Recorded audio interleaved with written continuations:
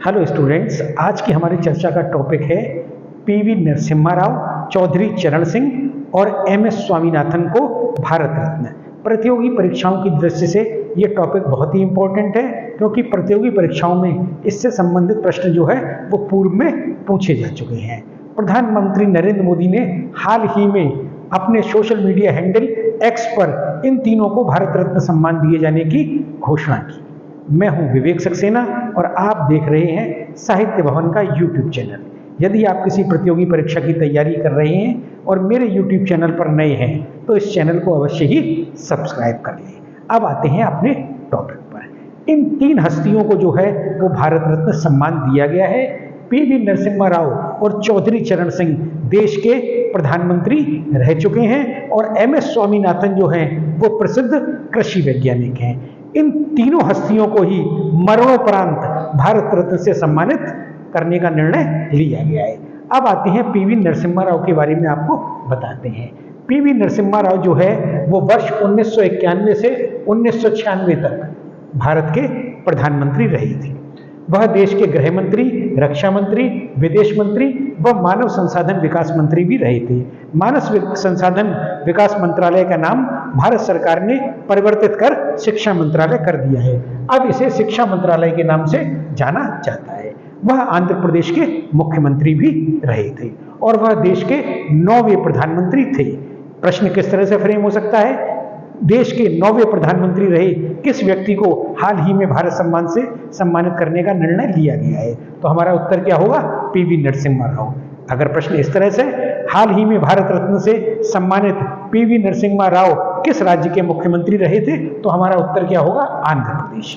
अब बात करते हैं हम चौधरी चरण सिंह, किसान नेता, देश के पूर्व प्रधानमंत्री और जाट नेता। चौधरी चरण सिंह को प्रधानमंत्री नरेंद्र मोदी ने हाल ही में भारत रत्न सम्मान देने की घोषणा की है। अब चौधरी चरण सिंह जो थे वो 28 जुलाई 1979 से लेकर 14 जनवरी 1980 तक देश के प्रधानमंत्री रहे थे।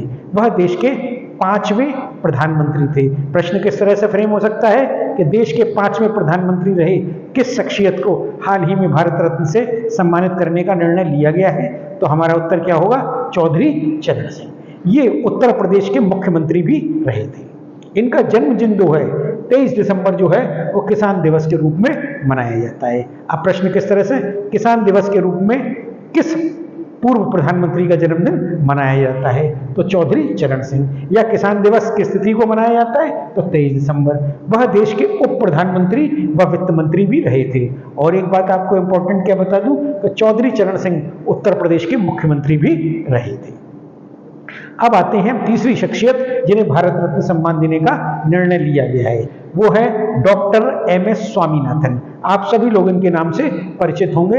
ये प्रसिद्ध कृषि वैज्ञानिक हैं और इन्हें देश में हरित क्रांति का जनक माना जाता है। प्रश्न किस तरह से फ्रेम होगा?